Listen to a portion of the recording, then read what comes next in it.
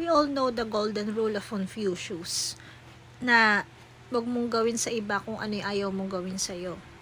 At kung anong gusto mong gawin sa'yo, ayun yung gawin mo sa kapwa mo. So, it is also biblical as you can see here in our devotion for today in Matthew 7 verse 12. So, sinabi po ni Jesus na in everything, do to others what you would have them do to you, for this sums up the law and the prophets. Sa Tagalog, sinasabi, kaya nga, sa lahat ng bagay, gawin ninyo sa kapwa ang nais ninyong gawin nila sa inyo, sapagkat ito ang buod ng kautusan at ng mga propeta. So, para bang to sum up the law and the, diba, alam naman natin yung 10 commandments.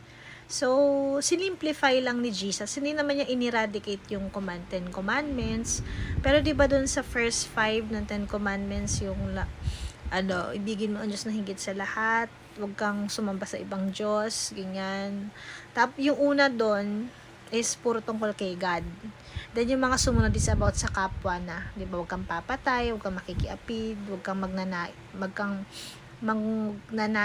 ng ng bagay na hindi sa'yo, ganyan.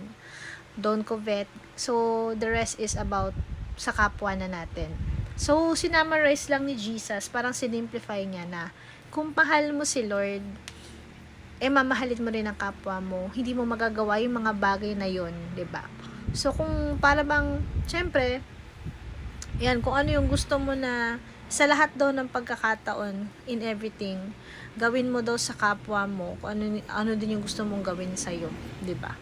So, parang din pumapasok yung, kailangan din syempre, if you really love God, if you have respect and love for God, ganun din yung gagawin mo sa kapwa mo.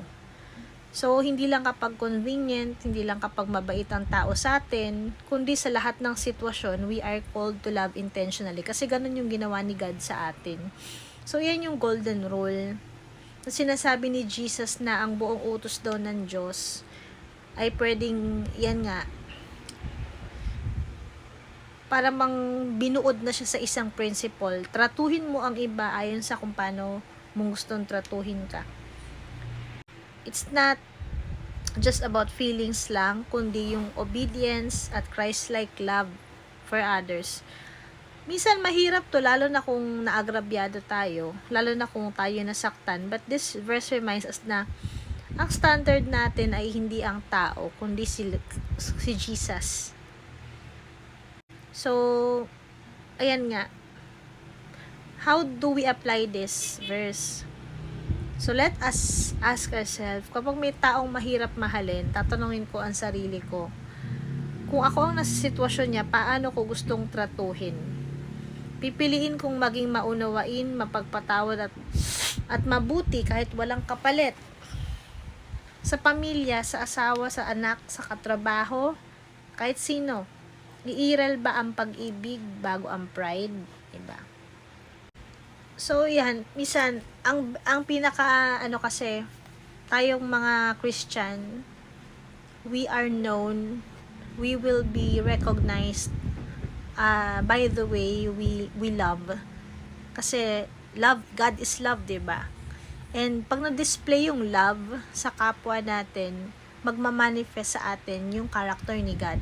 And doon nila makita na, totoo palang buhay ang Diyos sa buhay niya. 'Di ba? The way we love, 'di ba? Kaya nga, we love because God first loved us. So, ang tunay na nagmamahal ay totoong nakakilala sa Diyos at totoong may pagmamahal sa Diyos at pagmamahal ng Diyos sa buhay niya. Kasi hindi naman natin maipapakita yun kung hindi natin na-experience yung love ni God sa atin mismo. So, ayan, it's also a great reminder for me kasi struggling din ako sa area na to.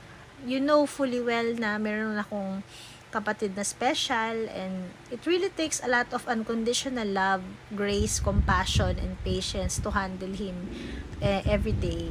Minsan ini-endure namin yung mga tantrums niya na nakaka-stress, nakakapikon, to be honest na nakakagalit talaga minsan. Kasi compromise na yung rest namin and peace of mind. Pero yun, ito, reminder na naman ni Lord. Siyempre, kung minahal ng Diyos yung kapatid namin unconditionally, without hesitation, tinanggap ng Lord lahat. Kami pa kaya, 'di ba? Pati kami, minahal kami ng Diyos ng wagas. So, anong reason for us not to give also that love, 'di ba? Doon sa kapatid ko, at not just sa kapatid ko, kundi sa mga tao sa paligid. So, ayan. Alam ko na lahat tayo, we are all struggling in this area, and sometimes we tend to be self-centered, selfish, na parang wala ka nang pakialam sa kapwa. Pero we are not meant to live that way. We are called to love others.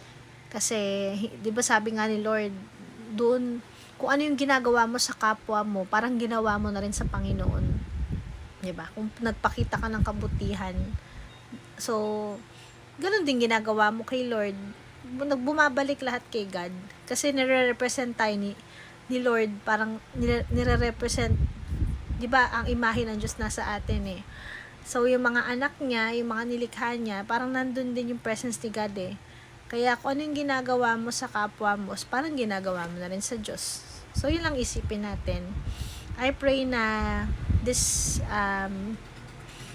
word of God has encouraged us today, and ma-apply po natin ito. Yun lang. God bless.